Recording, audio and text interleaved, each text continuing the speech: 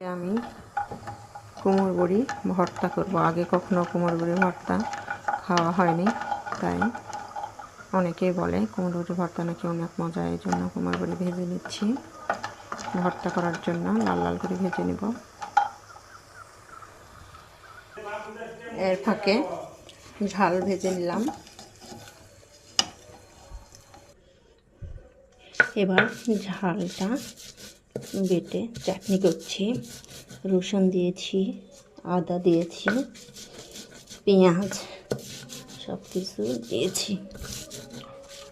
ঝালের এত স্বাদ উঠতেছে।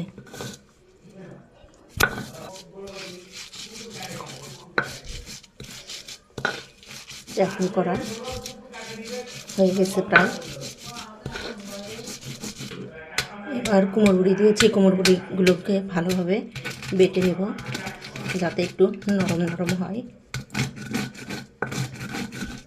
দেখতেই পাচ্ছেন কেমন হবে জানি না, খেতে